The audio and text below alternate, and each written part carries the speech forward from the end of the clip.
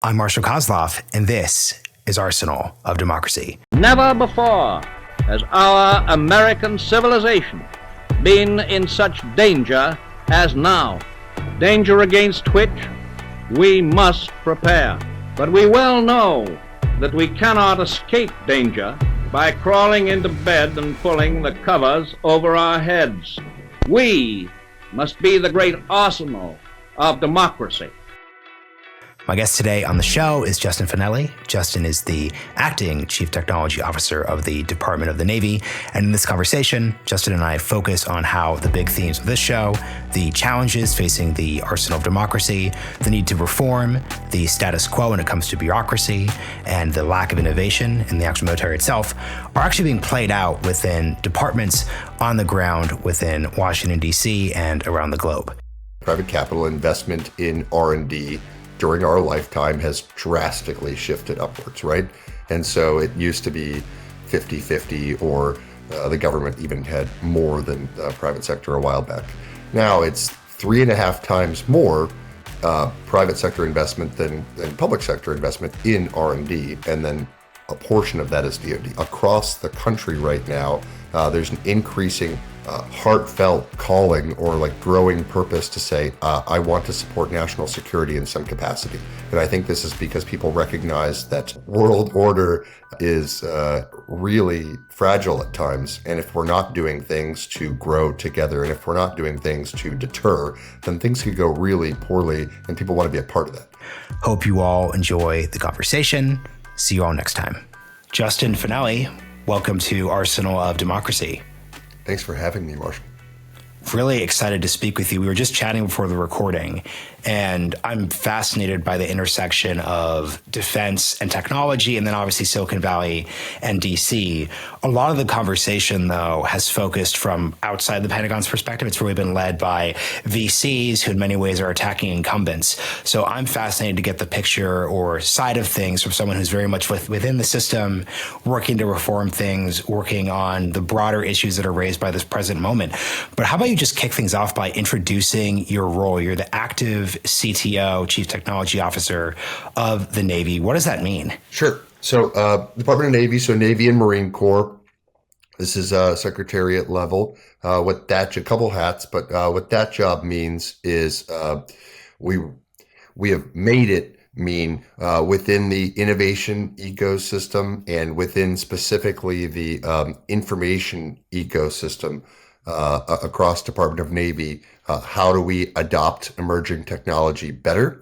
How do we make sure that we are connecting dots to bring forward, whether it's disruptive capabilities or sustaining capabilities that are in the private sector? How do we make better use of those within the Department of Navy? And then by and large, how do we have offerings, services, solutions that are so good that everyone wants to use them? And so one of the big pushes this year has been the Information Superiority Vision 2.0, and we can talk about that. But another one has been just enterprise services as a whole.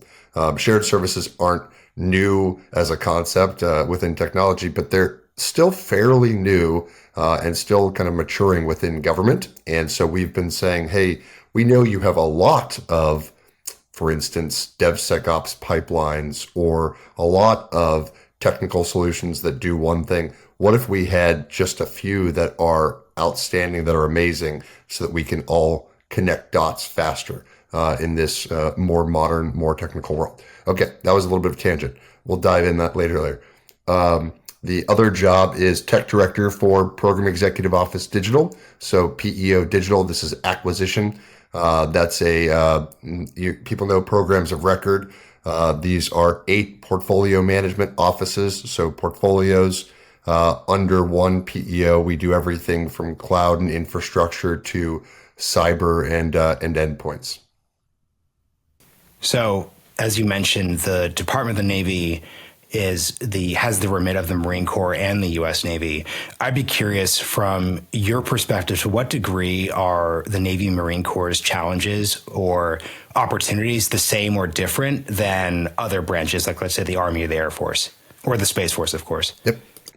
So I always think that you're doing something right if the world gets a little bit smaller, and we've been more connected with the DAF, the Department of the Air Force, and the Department of the Army in the last couple of years than earlier in my career. So we have a pretty good sense of what they're doing. What we say in general is our ability to drive solutions, our buying power and otherwise, is the best when we are doing commonly what is common and then unique what is unique. And so there's, for instance, we're working a couple AI projects across with the Air Force, and we're working some developer contracts and solutions with the Army. We want as much commonality in cloud, in security, in infrastructure. And then the deployment is where differences come. So Navy certainly afloat. We have the disconnected and intermittent and limited comms piece that we have to solve. So we have solutions that we make sure can connect, can work offline. And then from a Marine's perspective, we have the tactical solutions, which means they have to be rugged, they have to be deployable, they have to be light. There's a lot of kind of like other nuances, but as a whole, everyone has something that makes them unique, where we can use common as far up that pyramid as possible. We want to do that. And then where we can do the eaches, then we can do that. But there's almost always someone else to learn from or leverage off of. Something we were discussing before the recording started is a lot of folks in our space have read recent books like Unit X or, works by Christian Bros. And there's always a tension in these books because what they will do is when they're bringing the Silicon Valley perspective, they're sort of discuss how in so many ways DoD just isn't up to date in terms of practices in comparison to the private sector, lots of metaphors about iPhones versus dumb phones, et cetera, et cetera, et cetera. So that's one set of problems that we consistently, and if you're explaining this to sort of civilians or people who are outside of the typical military space, just like the iPhone versus dumb phone metaphor is very, very helpful. That's one set of problems. Another set of problems is just like integrating emerging technologies into the overall stack. How would you sort of delineate the differences between those two things? Like, let's have a 2020s modern DoD that could serve the warfighter versus also there are things like AI. There's this whole conversation about the rise of the drone. How do you sort of bracket those two different opportunities? I think that's a great question. I think there are a couple different mental models. One is sustainment and when sustainment is the right thing to do. And then one is disruption, positive disruption. And so Clayton Christensen came up with this particular mental model of disruptive versus sustaining and how you make those calls. There are a couple other models I'd like to describe, but the way to think about that that my office employs is what are the outcomes we're getting? Let's not make this about the technology. The technology is an enabler, but when do we go hybrid? When do we go 80% traditional way, 20% disruptive way? When do we, to use a Silicon Valley term, do A/B testing on a new approach, not just a new technical approach, but a new approach as a whole versus something that is tried and true and proven? And so we've been using outcome-driven metrics as an evaluation criteria here. This is to say, like, what is the return on investment, or the what is the value of $1 if we throw it at something old versus invested in something new? And so that is allowing us to have much better sense of what moves the needle. And maybe the surprising part, we can use a couple of specific examples, are it means that you're going to make different decisions than you have in the past, but then maybe even than you anticipated. So there are some places where a more mature technology is going to serve you better. On networks, we use, so we call them within my PEO WAMs, just to be cute. So world-class alignment metrics. It's largely an alignment problem. For connectivity and for transport, we sometimes get into the conversation of we've invested a lot of research and development into 5G and future G. Where is that ready? P-LEO is all the rage right now. So the proliferated low Earth orbit and what is happening in space and the cost of that compared to like what we had seen in the past versus fiber versus, and there's still coax out there. And then who provides each of those? And so we can say, space is better. No, 5G is better. And the reality is, if we look at this as what is the cost per user on this base and what is their operational resilience and do we need path diversity, we can optimize that. So it takes that from an emotional discussion to let's use data and make a very rational numbers-based decision. We can even test some of that out. And so an example there is we said, we think passive optical networking will cost a lot less, not just from a tech perspective, but you put in a little capital expenditure and it'll lower the operational expenditure because these are easier to maintain. So we did that on. Sorry, can you explain what those are? Yeah. So passive optical networking is a type of telecom within a base where instead of you're doing upgrading from coax cable, you are doing base wiring in a way that is more passive. It is over fiber. It's faster, but then also just more of it is, I'm just trying to think of like at the right level of abstraction, like is taken care for you. And so more of it is automated. It's fewer sysad administrators. It's fewer people maintaining the comms on a base. More people can do things that as we say, are higher up the stack or more functionally relevant. And so just the footprint of support for these modern technologies, if we want comms on a base, changes drastically. And so there's what you can estimate, but then there's what you actually see when you pilot this. And so we've done this, for instance, at an installation, and we've said, here's the cost of doing that, and then here's what happens to the cost curve of the support at the base. If we did this for 300 installations, what does that look like for maintaining better comms at more of these bases? What does it look like for changing the workforce from a support workforce to folks who can be more proactive in different functions? And so that's just one example of here's a technology compared to other technologies. All of them are advancing. Very few that we are paying to be advanced, and we can kind of like harness or make use in a very focused way based on the particular opportunity. Something I'm curious about, I'd love to hear more about your background. Sometimes the background questions is sort of like a gimme, but given your position, I'd be super interested in hearing like how you got to where you are now. Yeah, especially with like me just throwing around electrical engineering jargon right off the bat, right? Too many copies. I don't get the sense that you came up through working on Hill staff. That's what I'm really getting at too. So undergrad electrical engineering, did Air Force ROTC, went to school at UPenn, got my master's in electrical and systems engineering, worked in the intelligence community, Navy, DoD, joint. Domains-wise, have worked in command and control, have worked in infrastructure, business systems, healthcare, and then from like a hobbies perspective, have taught at Georgetown for some time. I teach grad classes, and then have done some angel investing in venture capital work, and so like to understand the markets that we can figure out how to harness them within this role.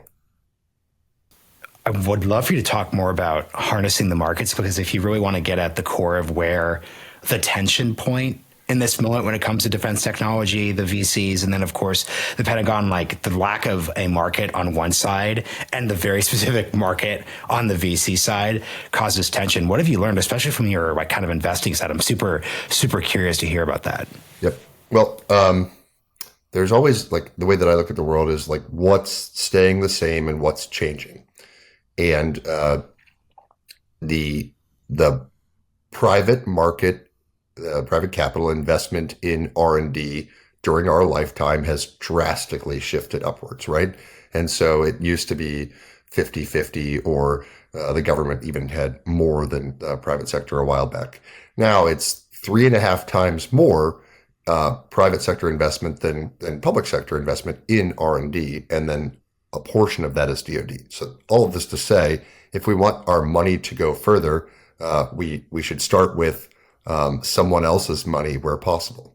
And so the analogy that I use with my teams is a lot of folks that we work with came up, me included, came up thinking that we had to build everything and we had to solve every problem. And so we were trained with a carpenter's mindset.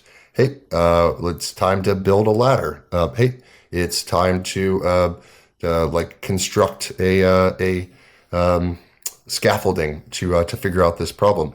And more often than not, problems now require the gardener's mindset to say, let's look out there, what's working, what isn't. Let's plant some seeds in this area. Let's figure out what someone is growing over here. And so shifting from a carpenter's mindset to a gardener's mindset it's a significant shift. A similar shift would be we've shifted within my program executive office from program offices to portfolio offices. And so that one, we say, hey, programs of record, sometimes we get emotionally tied up in them and like pets. And we need more of the cattle mindset. We need more of the portfolio mindset so that we can not be in love with the project, but be in love with the results that it brings, even if there's something new. And so those kind of tie together, that to say, if we are gardeners with a portfolio mindset, then we have a much larger aperture for what could bring effect. And so from a cost benefit perspective, if you're looking at one or two things that can solve your problems and you have that confirmation bias, then you're fairly locked in, and I hope they work. If you're looking at 20 or 40 things and intersections, the chances for spotting disruption or saying, you know what, that's good enough, we can sustain that, the outcomes are there, let's focus on this game changer. It just gives us that better view so that we can do better road mapping. I tend to kind of avoid the airport business book questions of like, how do you drive change or what's this actually look like? But I think what's fascinating, given your real serious interest in mental models and ability to actually explain them succinctly and actually helpfully, I'd actually kind of love to hear your thoughts on, because like, you know, you made a Clayton Christensen reference, like folks are going to also know him like through the Innovator's Dilemma and just like the idea that it's very, very, very hard for established private sector, right? So you even have a market in the first place, sectors to like reform and accept change. If we were to sort of draw a chart of just like the total opposite of that, it would probably be not just government, but DoD specifically. What is your kind of theory of how an organization such as your own will actually take on change, shift its approach, bring outside concepts in? Like, how has that worked effectively or frankly ineffectively in your time and your roles? Yep. We have incredible people. We have incredible people within our community directly, and then we have incredible people, and this is growing, who want to help. So I'd say like across the country right now, there's an increasing heartfelt calling or like growing purpose to say, I want to support national security in some capacity. And I think this is because people recognize that world order is really fragile at times. And if we're not doing things to grow together, and if we're not doing things to deter, then things could go really poorly, and people want to be a part of that. So like that movement that's growing is something that we're paying attention to, and we want to harness as much as possible. A second piece there, and I'll get you an answer, is I think people also recognize increasingly that defense used to be thought of as a sector. I don't think it is a sector. I think it is as a springboard. So dual use is increasing in popularity. We are funding research and transitions across what we call the Valley of Death that are informing and going into ultimately every sector within the U.S. economy, right? And beyond that. And so if we're looking at, hey, we are working with such wide spanning problems and technologies that it seeds all of these other areas, then who wouldn't want to be a part of that? Who wouldn't want to be a part of collaborating on something that brings us all together and that could turn into any number of success cases? And so this is to say, I think that there is quite a bit of potential energy. And then let's go back within the building. There is people have talked about the incentives and kind of the trickiness there. Some percentage of every organization, you're going to have people who are willing to work against their self-interest to just do their very best work, even if the organization doesn't reward it. And then what Charlie Munger says, like, if you had to spend your time on one thing, it would be just focusing on incentives. So how do we make that from whatever kind of the natural Bayesian amount is, let's say it's 10 or 15%. How do we get that to 70 or 80%, like you've seen in these organizations that have taken their ticker price, their market cap into the trillions? They're just harnessing better, like great people to give their all. I'd say that like our structure allows for a lot of risk avoidance.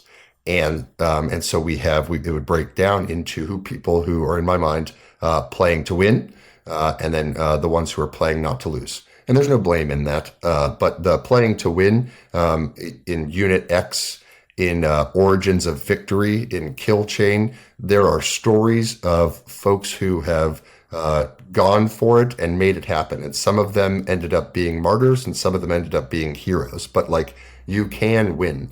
I think those wins are really important to showcase what is possible, because there are always skeptics who will say like, yeah, you can't do that. We have ultimately, in many cases, eliminated that's impossible. And it's really important to eliminate that, because I think that starts to tick up, like we get from 15% to 20% just on like the kind of disbelief. How do you get it beyond that? I think we fan the flames with saying, hey, we're going to make outcome-driven decisions. We're having more fun winning than we are playing not to lose.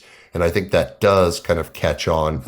There are amazing things happening within Department of Navy right now. The Marine Innovation Unit has just like, they have deployed, they have hundreds of folks who are reservists who are making amazing money and doing amazing things. And they say, I want to spend my weekends and more working on the hardest problems in this country. And like, I can just spot up, hey, Archer AI through DIU because of MIU is happening, and that's going to be a win-win. The Navy equivalent or similar, not equivalent, but of Naval X is trying really hard to do more bridging. And so we're working with them on saying, hey, can you help us scout? We want to send best of breed to and work with DIU on best of breed. What does that look like? And then we have organizations within the operational Navy who are saying, I'm ready to, like, I volunteer, I'm ready to operate differently. Task Force Hopper says, we want to use artificial intelligence, like, allow us to do that. And we don't have to build it ourselves. We will use the programming, we'll use the acquisition structure so that you don't have to scrap this in a year and start from scratch. So we have found some incredible people, even working within the organization, and without like changing, without reorgs, that sort of thing. We can talk about a lot more, but that is the strategy: is find who's playing to win, connect them, unleash them, and then show their results. And their results are, it's nonlinear. It's, oh, look, they worked on this and it was 10 times faster and 3 times cheaper, and then changing the game in the Red Sea. How do we make sure that we capitalize these things to get competitive advantage? I'm so happy you brought up the idea that there actually are so many people outside the system who are interested in getting in, because if I could sort of, this isn't shocking when you point out the fact that given the shifts in the world order and like the sets of issues that are rising, it's not shocking that there are outside people who want to contribute in some way. But a huge portion of this show's audience are just actually people in tech, people in VCs, people who work at like big tech companies who just messaged me and have said like, hey, like, I'd like to contribute in some way.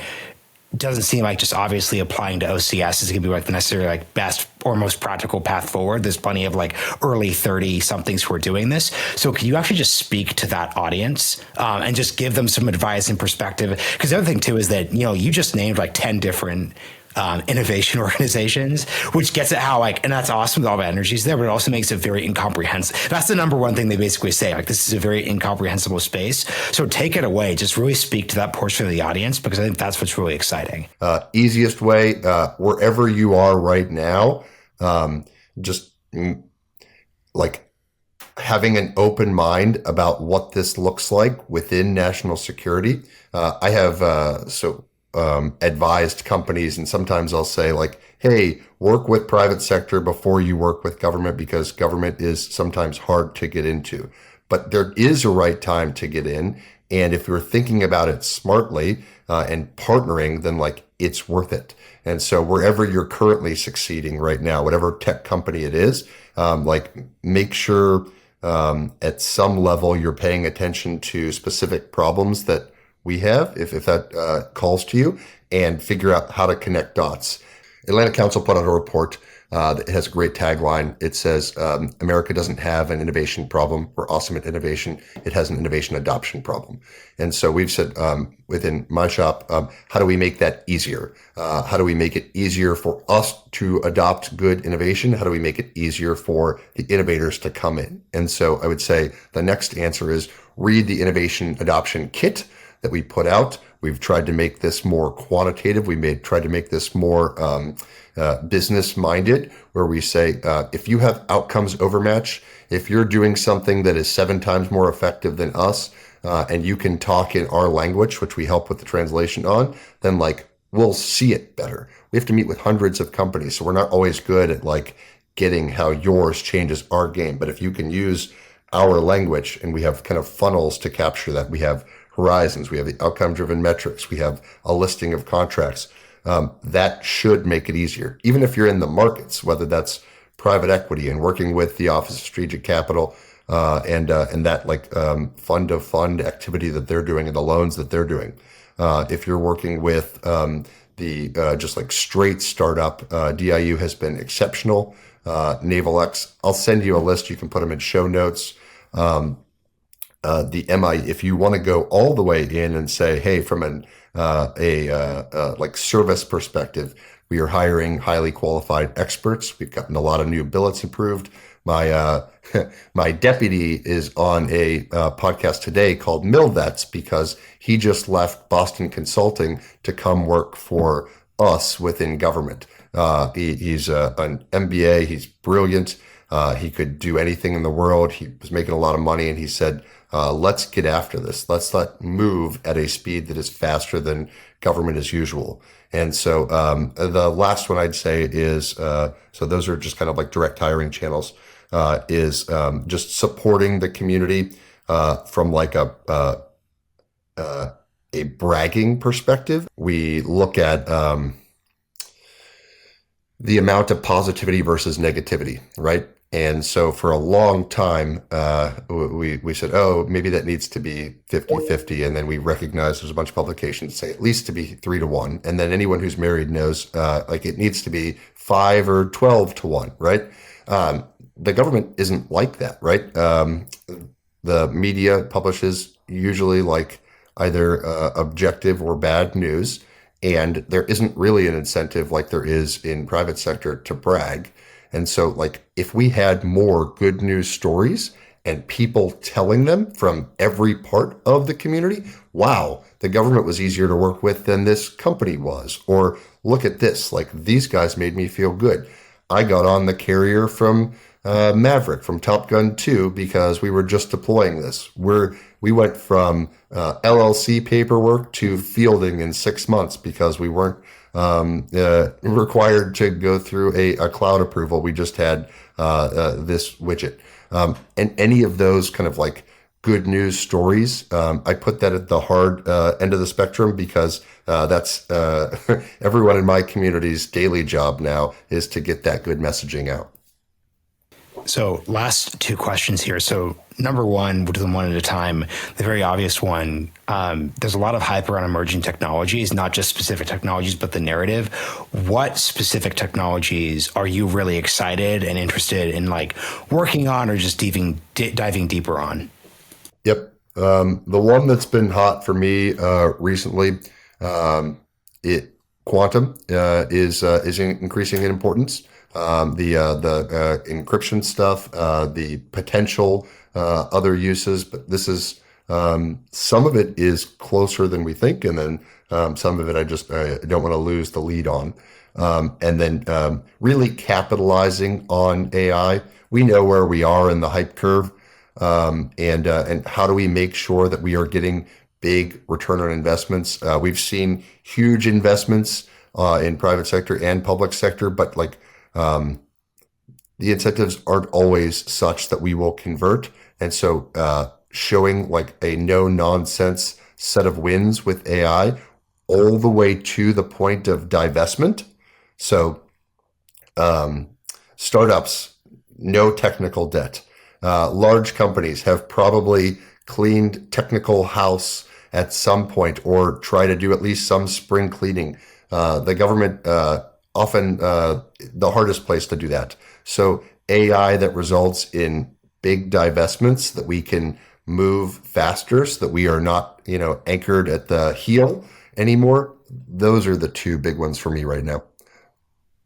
And to wrap, when we first started chatting after the Roadrunner Technology Forum, you sent me just a couple initiatives that you all were working on. So I think from a forward-facing perspective, what are some we initiatives that folks who listen to this podcast and cover this space deeply should be interested in coming out of your office? Awesome. So we've talked a little bit about how do we catalyze more people. And so one of the recent ACDCs, accelerating change design concepts is structured challenges. And so we're trying to run more, DARPA made these popular, but challenges, we're partnering with all of the services to say, hey, let's get this out there. An interesting thing, and I had a call with the National Security Innovation Network today, is that we're doing a little bit better at signaling, here's where we want to turn a challenge into a big contract. And then here's where we're just trying to do market research. So being a little bit better partner and saying hey, this is the big one. And then this is where don't break the bank. We're just trying to learn. So I think the more you do something, maybe the better you get at it. And so smart structured challenges is one. Adaptive roadmaps is interesting. So a lot of people think of the government as a waterfall type organization. That's how our budget largely works, is you do something for a while, and then you do something next, and it's just very serial and slow. We're saying if you have a 500-page requirements document from 10 years ago, this may not result in the best outcomes. And so we are doing more top-level requirements, and we're saying based on these top-level requirements and watching the tech, understanding the problem, what if we flesh out some of those details and adapt what we're scaling, adapt the way that we use our concept of employment of this tech without going back to the starting line. So this is the idea of, if we have more hungry, savvy versatilists, kind of player coaches, learning by doing in the game from industry and government paired together, we can figure out things on Ukrainian timelines, right?